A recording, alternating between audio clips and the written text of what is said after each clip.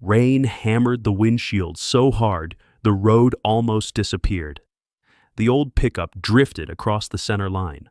A horn screamed. Tires shrieked. The truck stopped inches from a school bus.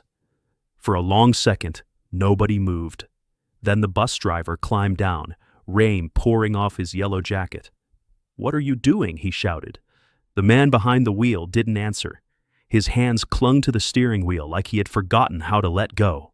His eyes were red, not from the rain, from crying.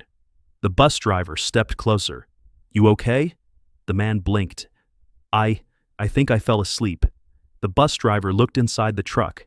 There were no groceries, no tools, no luggage, just a wrinkled envelope on the passenger seat. Across the front, in bold black letters, it read, "Final notice." The bus driver sighed. "You should get off the road." The man nodded slowly. "I know." He pulled the truck onto the shoulder and watched the school bus disappear into the gray morning. Then he picked up the envelope. His thumb rested over the words he had already memorized. "Your home will be repossessed in 7 days." He folded the letter carefully, not because he wanted to save it, because it was the only thing left that still proved the house belonged to him. For now. His name was Daniel Harper. He was 58 years old, and he believed he had ruined every good thing in his life. The little white house sat at the edge of a forgotten road outside Cedar Ridge, Tennessee. Paint peeled from the porch rails. The mailbox leaned sideways. One shutter hung by a single screw, tapping softly whenever the wind picked up. Daniel parked the truck and sat there for another minute. The porch light was still on. He had forgotten to turn it off again. Small mistakes had become part of his life. He unlocked the front door. Silence greeted him. Years ago, silence meant peace. Now it sounded empty. A faded photograph rested on the hallway table. A younger Daniel smiled beside his wife, Emily. Between them stood a little girl with missing front teeth, holding both their hands. Lily. She had been 8. Daniel picked up the frame. The glass was cracked across Emily's smile. He traced it gently. "I'm sorry," he whispered. There was no answer, only the ticking of the old kitchen clock. 25 years earlier, Daniel had been the kind of man everyone trusted. He repaired heating systems across 3 counties. If a furnace quit in the middle of winter, people called Daniel. He never charged families who couldn't afford it. "Pay me when life gets easier," he'd always say. Sometimes they never paid him. He didn't mind. Emily used to laugh. "You'll fix the whole town for free." Daniel would grin. "Maybe. You know we're trying to save for Lily's college." "I know. So people shouldn't freeze." Emily always shook her head. Then she'd kiss his cheek anyway. She loved that about him. Even when it drove her crazy. Everything changed the year Emily got sick. It started with headaches, then blurry vision, then hospital visits that never seemed to end. Daniel took every extra job he could find. He slept in his truck between service calls. He skipped meals. He sold his fishing boat, then his tools, then anything that wasn't nailed down. None of it was enough. Cancer doesn't bargain. It only takes. Emily passed away on a quiet Tuesday afternoon. The room was filled with sunlight. She squeezed Daniel's hand, then looked at Lily. "You take care of your dad." Lily nodded through tears. "I will." Emily smiled one last time. "I know." Those were the last words she ever spoke. Grief changed Daniel in ways he never saw coming. At first, he kept working. Then he started missing appointments. Customers stopped calling. Bills piled up. He forgot birthdays, forgot meals, forgot what day it was. The only thing he remembered clearly was the hospital room. Every night, every dream, every morning. Lily tried to help. She was only 16. She cooked dinner, cleaned the house, paid bills online, She reminded him to eat. "Dad, I'm fine. You haven't touched breakfast." I said I'm fine. She'd quietly slide the plate closer anyway. Sometimes he ate, sometimes he didn't. One afternoon, she stood beside the front door holding 2 suitcases. Daniel looked up from the couch. "Where are you going?" She hesitated. "I got into college." He blinked. "Oh, you signed the papers 6 months ago." "I did? You don't remember?" Daniel searched his mind. Nothing. "I'm sorry." Lily looked down. "You keep saying that." He stood. "I'll drive you." "You don't have to." "I want to." She smiled for the first time in weeks.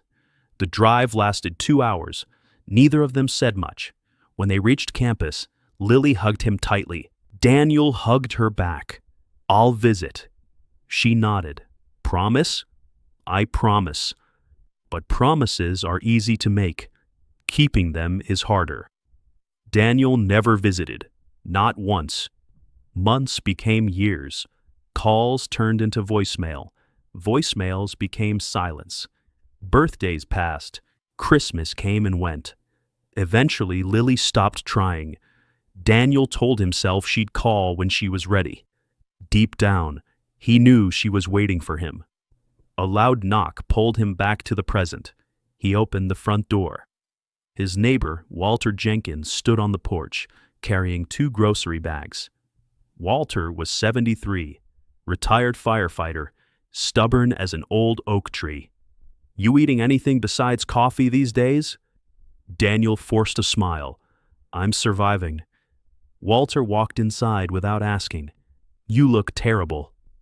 "Good morning to you too." Walter placed canned soup and bread on the counter. "I heard about the foreclosure. News traveled fast in Cedar Ridge. I'll figure something out."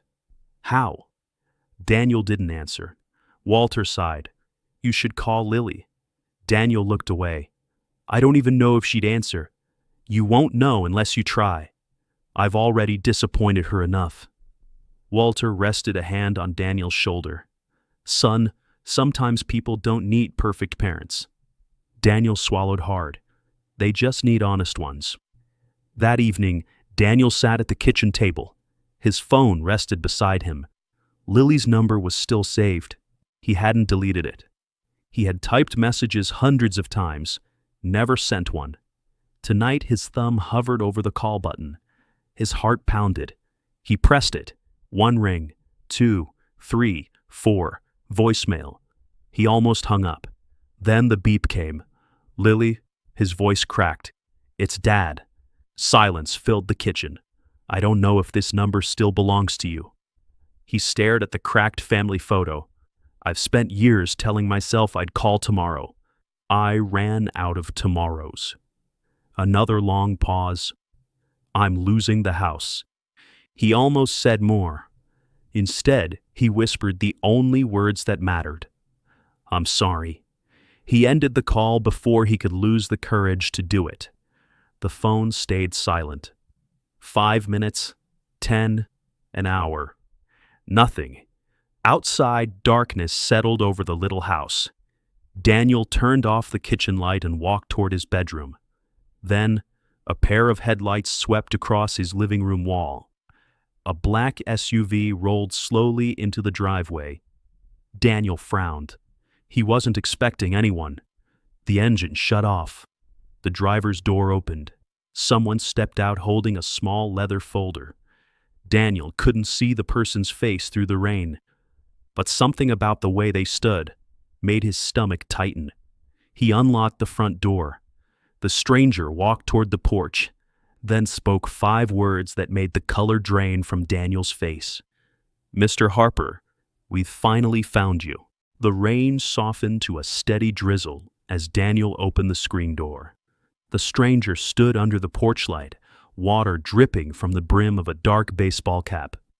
He looked to be in his early 40s, wearing a plain navy jacket instead of a suit. The leather folder in his hand was worn around the edges. "I'm Daniel Harper." The man gave a small nod. "My name is Nathan Brooks." Daniel waited. Nathan looked around the quiet porch before speaking again. "I've been trying to reach you for almost 3 months." Daniel frowned. I don't know you. I know. Nathan glanced at the folder. But someone else did. He held it out. It's about a man named Samuel Dawson. The name meant nothing. Daniel shook his head. I think you've got the wrong house. I don't. Nathan opened the folder and pulled out an old photograph. It showed a younger Daniel kneeling beside a furnace. Standing behind him was an elderly man with white hair and thick glasses. Daniel's breath caught. Sam. The memory rushed back. Samuel Dawson, a widower, 83 years old, lived alone in a farmhouse nearly 20 years ago. His heater had failed during one of the coldest winters on record. Daniel remembered replacing almost every part in the furnace. When he finished, Sam had opened an old coffee can filled with cash. How much do I owe you? Daniel had looked around the tiny house. There was almost no furniture. A single blanket lay across the couch. Pictures of a woman covered every wall. Daniel smiled. You don't owe me anything. Sam had insisted. Daniel refused. Use it to keep the heat on. The old man had tears in his eyes. I'll pay you back someday. Daniel laughed. You already did. Nathan carefully placed the picture back into the folder. My grandfather never forgot that day. Daniel stared at him. You're Sam's grandson? Nathan nodded. He talked about you until the day he died. Daniel looked down. I barely remembered. My grandfather never stopped looking for you. Daniel blinked. Looking for me? He wanted to thank you. Nathan smiled sadly. He said one act of kindness kept him alive long enough to meet his first great-granddaughter. For the first time in weeks, Daniel smiled. It disappeared almost as quickly.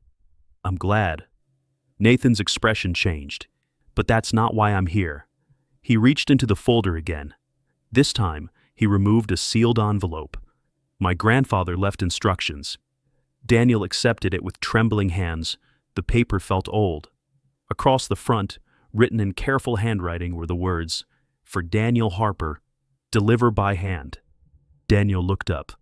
When did he? Last month. Daniel swallowed hard. I'm sorry. Nathan nodded. He was 98. Daniel slowly opened the envelope. Inside was a handwritten letter.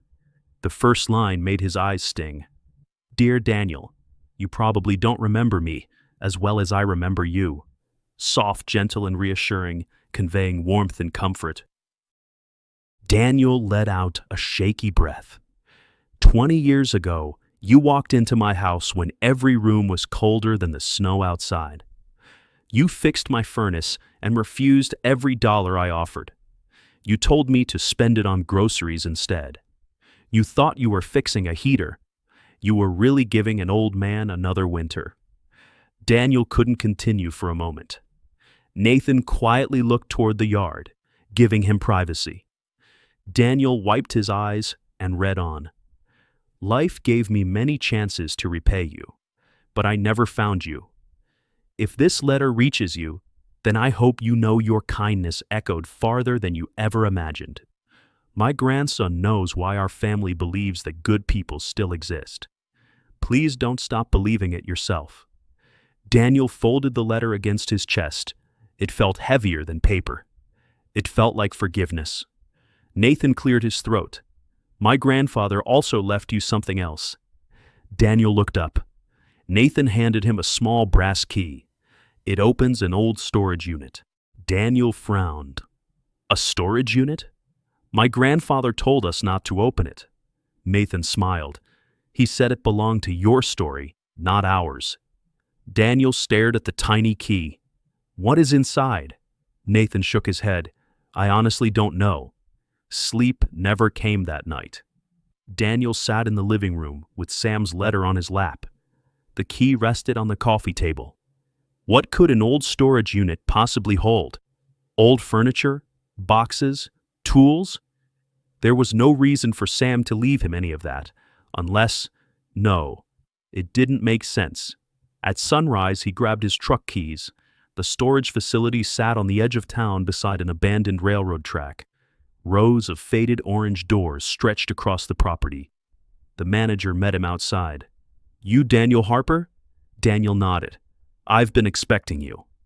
The manager unlocked a gate. Unit 37.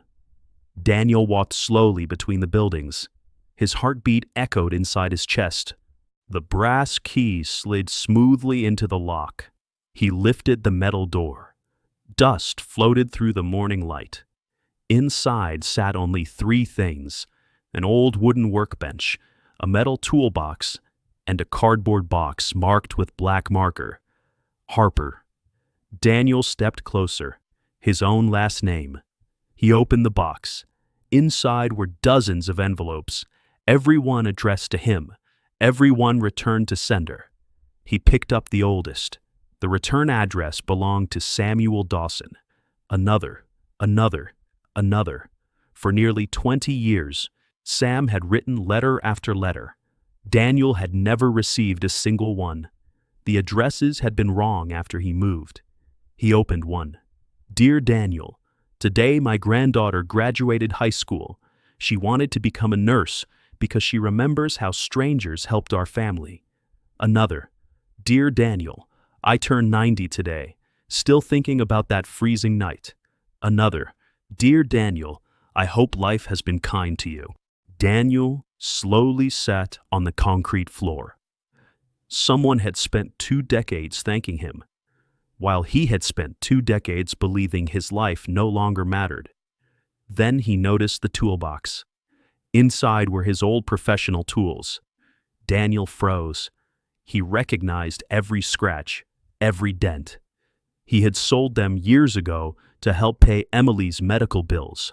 How were they here? A folded note rested on top. "Bought these at an estate auction after hearing your story. Figured you'd need them again someday. Sam." Daniel ran his fingers across the old wrench. It fit perfectly in his hand, like it had been waiting. That afternoon, Walter found Daniel replacing a broken mailbox for a widow down the road. "You got your tools back?" Daniel smiled. "I did." Walter laughed. "I'll be." The widow tried to hand Daniel a $20 bill. He shook his head. "No, ma'am. I insist. Buy yourself something nice." She smiled through watery eyes. "You're just like your father." Daniel looked surprised. "You knew my dad?" Walter answered before she could. "Everybody knew your father." The widow nodded. "He fixed our roof after the tornado. I was 12. He never charged us." Daniel stared into the distance. He had forgotten that too. Maybe kindness wasn't something he learned. Maybe it had always been part of who he was. Even grief couldn't erase it. The next few days spread through Cedar Ridge faster than anyone expected. Daniel repaired Mrs. Collins' water heater, fixed the church furnace, repaired a disabled veteran's porch railing, sharpened lawnmower blades for free. Word spread that the old repairman was back. People didn't always have money. Sometimes they paid with homemade pie, fresh vegetables, a jar of honey, a warm handshake. Daniel accepted every gift with a grateful smile. For the first time in years, the house didn't feel empty. It felt alive. Then, on Friday afternoon, his phone buzzed. His hands trembled. "Hello?" Several seconds passed. Then a familiar voice answered quietly. "Dad?" Daniel closed his eyes. "Lily." Another silence. "I got your voicemail. I wasn't sure you would." I listened to it 5 times. Daniel leaned against the kitchen counter. "I don't expect you to forgive me. I know.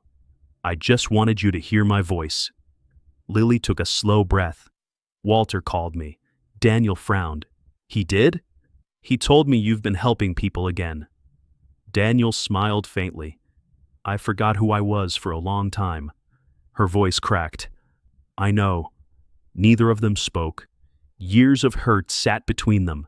Finally, Lily whispered, "Are you really losing the house?" Daniel looked around the old kitchen.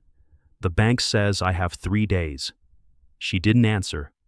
Then she asked something unexpected. "Dad, yeah? Do you still have Mom's blue pie dish?" Daniel blinked. "What?" "The blue one." He looked toward the cabinet. "It?" should still be here.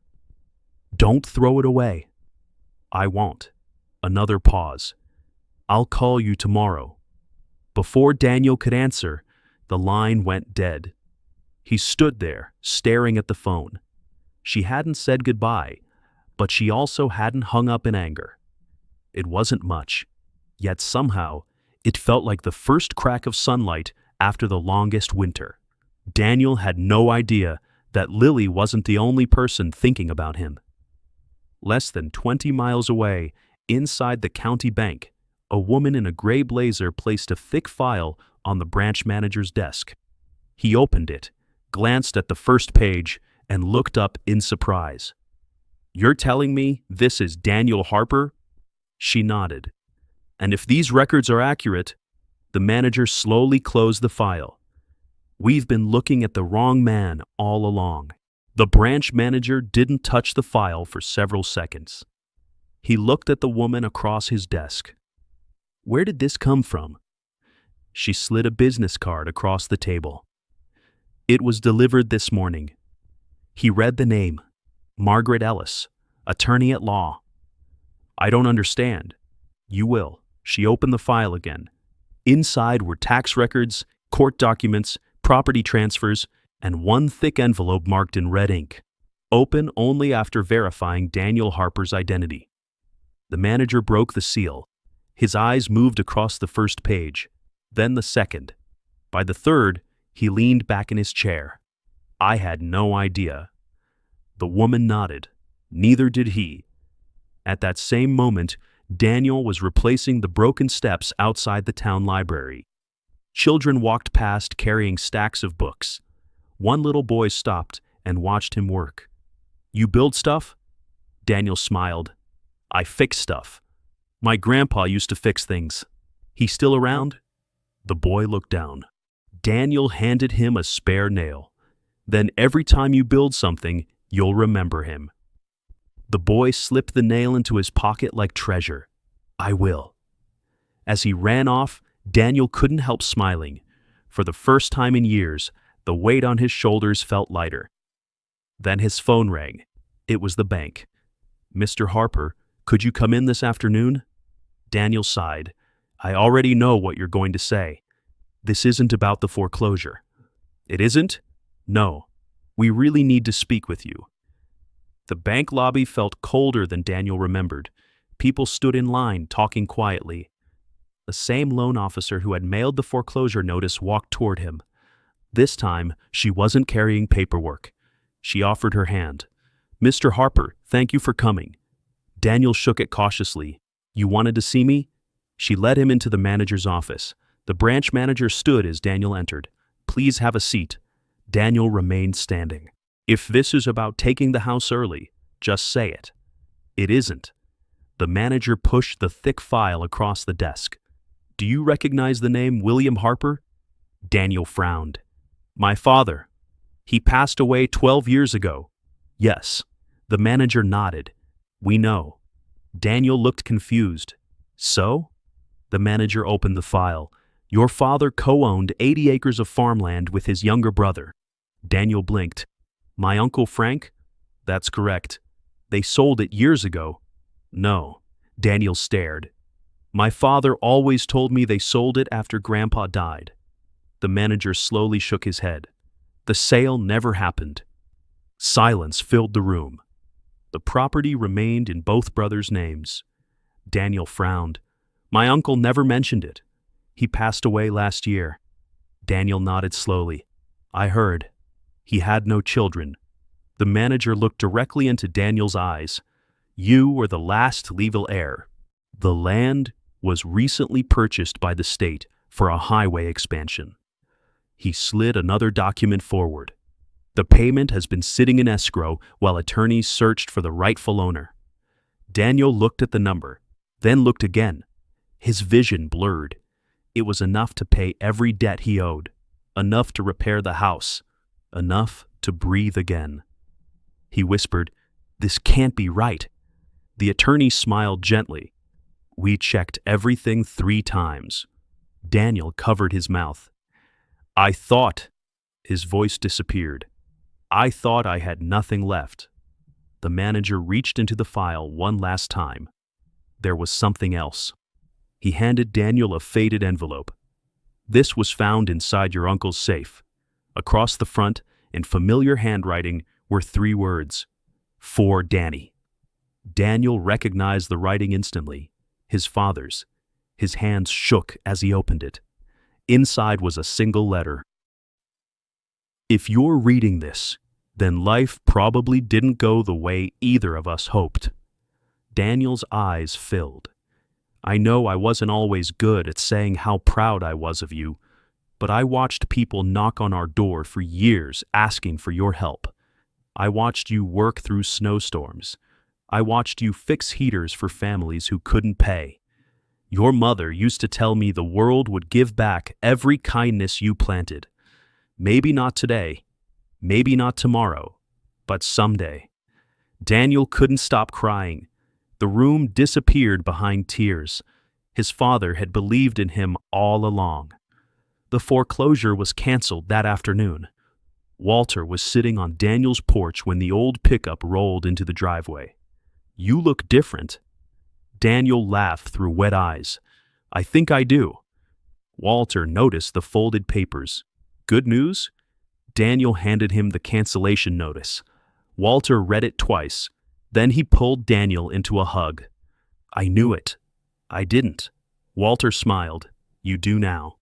2 days later, someone knocked on Daniel's front door. He wasn't expecting anyone. He opened it slowly. A woman stood on the porch. Her brown hair was pulled into a loose ponytail. She wore jeans and an old denim jacket. For a second, neither of them moved. Dad, Daniel's breath caught. Lily. She looked older than the girl he remembered, more confident, but her eyes, they were Emily's. He wanted to hug her. Instead, he stood frozen. I wasn't sure you'd come. I wasn't either. She held up the blue pie dish. I found this in Mom's recipe box. Daniel smiled through tears. You kept it. I kept everything. He stepped aside. She walked into the house. Nothing had changed. The same old clock, the same family pictures, the same creaky floor. She picked up the cracked photograph from the hallway table. You never replaced the glass. Daniel shook his head. I couldn't. She carefully set it back down. I missed this place. Silence settled between them. Finally, Lily spoke. I was angry. I know. I kept waiting for you to call. I know. I thought maybe you didn't need me anymore. Daniel's shoulders dropped. I needed you every single day. Then why didn't you come? He looked at the floor. Because every year that passed made me more ashamed. Lily wiped a tear from her cheek. I would have forgiven 1 missed birthday. Another tear rolled down.